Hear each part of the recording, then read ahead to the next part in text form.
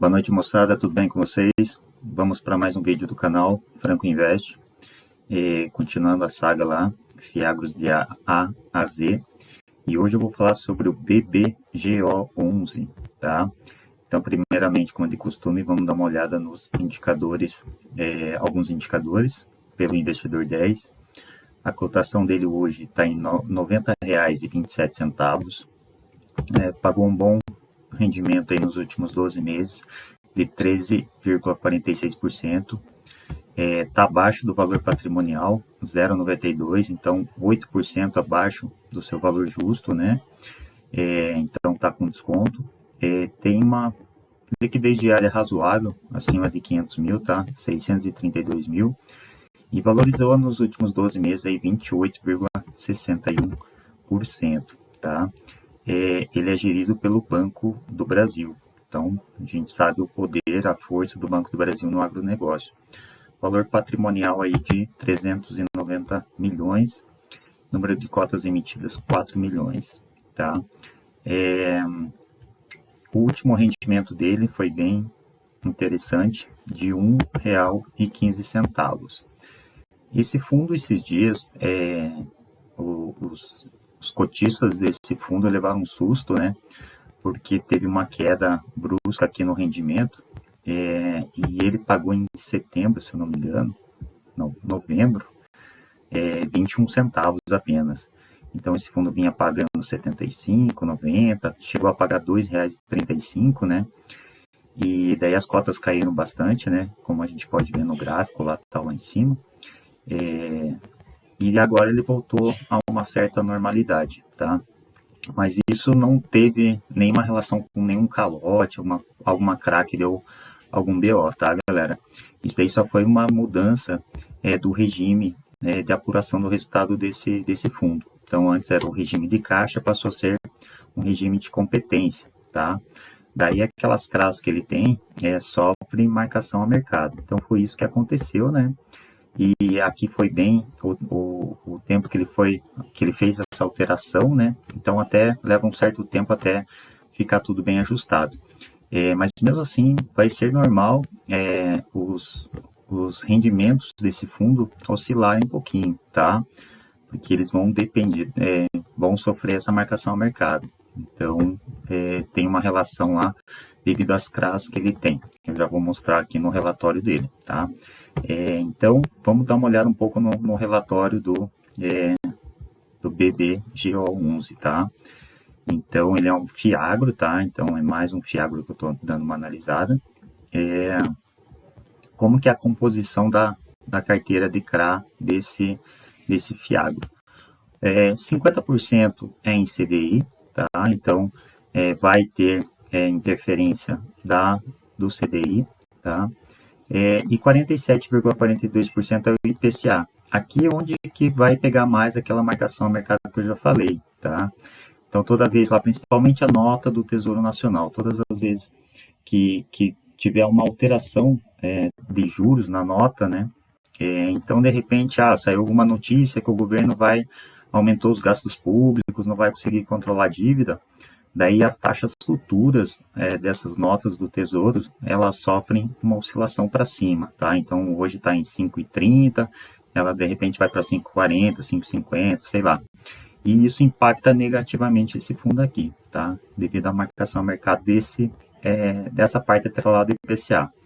Por outro lado, se a inflação ficar controlada e os prêmios da nota do Tesouro Nacional se reduzirem, isso vai ser bom para esse fundo, que daí vai ter uma marcação a mercado positiva, tá? Então, ele vai ganhar com essa marcação ao mercado, tá? É um tema um pouco complexo, tal, mas eu quis tentar falar meio por cima, tal, só porque houve aquela oscilação lá nos rendimentos e pode haver mais oscilações, tá? Então, voltando aqui, esse Fiagro é diferente, né? Um pouco diferente aqui, devido a essa composição, porque a maioria é bem atrelada ao CDI, né? Daí, se o CDI cair, vai cair um pouquinho nessa rentabilidade. E esse é quase meio a meio, né? 50% CDI e 47% IPCA. Eu gosto dessa composição assim, tá? Então, aqui tem mais a taxa de compra dele, né? É um high grade, tá? Não é muito arriscado, tá? A taxa do IPCA dele está em torno aí de IPCA mais 6,93%. E o CDI, bem tranquilo aqui, CDI mais 3,36%, tá? Taxas bem razoáveis, né? Na cotação de hoje, que está mais ou menos próximo a R$ 90, é como se ele estivesse pagando aí CDI mais 5,7%. Nada mal, né, galera? Aqui, a composição da carteira, que nem eu já falei, né, é muito importante você dar uma analisada na composição da carteira, quem que são os devedores desse FIAGRO. E eu já falei muito da concentração, né, em cima desses CRAs, né, dessa carteira de CRAs. E uma coisa que eu gostei muito aqui é porque esse fundo não é muito concentrado. Então, um ponto bem positivo aqui para esse fundo, tá? Então, ele tem poucas posições ali acima de 5%, tá? Então, aqui tem, ó, ele é bem diversificado, então tem posições pequenas aqui, né, ó, em cada CRA dessa, cada devedor desse, né?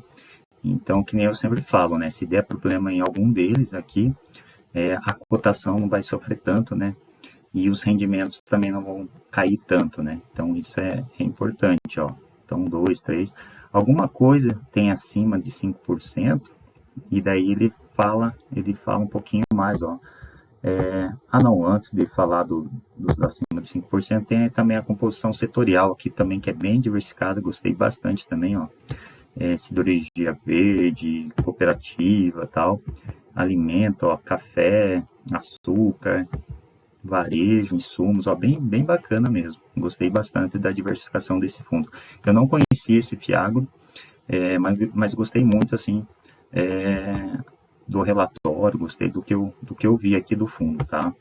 Eu gosto dessa diversificação de setores e gosto daquela pulverização dos CRAs lá, que não tem nada muito representativo dentro do PL.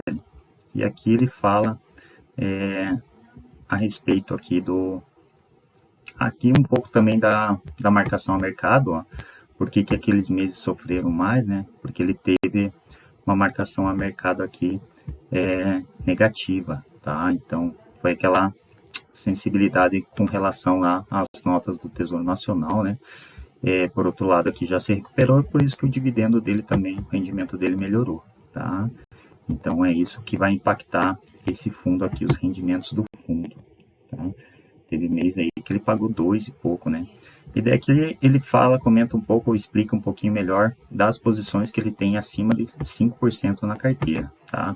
Então, mas é bem bacana, assim, esse fundo. Estou pensando em, de repente, investir nesse FIAGRO aqui. Eu já falei para vocês que eu queria aumentar minha posição, né?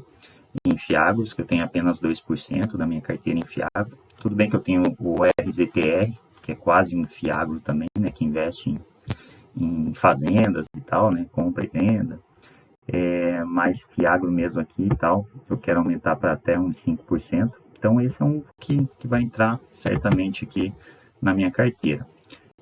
Como eu entendo essas flutuações ali dos rendimentos, não é uma coisa que vai impactar, né? Porque isso o investidor tem que tomar cuidado. Às vezes ele olha lá a cotação, o dividendo aqui pagando 2,35. E a cotação vai lá para cima, ele paga aquele valor lá de R$ 90 na cota, achando que o próximo mês ele vai receber aquele 2,35. Daí vem a surpresa e vai receber R$ 1. E as cotações já caem para R$ 85. Ele paga um pouco menos, daí a cotação cai mais ainda. Daí, às vezes o investidor se injuria e vende na baixa.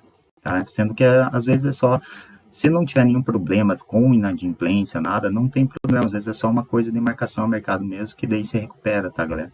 O pior, assim, situação que eu acho dentro de um FIAGRO e tal, ou até de um fundo imobiliário de papel, é a inadimplência, alguma CRA não pagar. Daí sim é um problema mais sério que você tem que repensar daí, como aconteceu com o DEVA 11, né? E outros fundos. Tá bom, galera? Então, acho que era isso que eu queria falar hoje do BBGO 11. É um fundo bem interessante, bem diversificado. E quem gostou aí, deixa o like. se inscreve no canal e nos próximos vídeos trarei outros fiagros aí para análise. Beleza? Abraço a todos e até mais.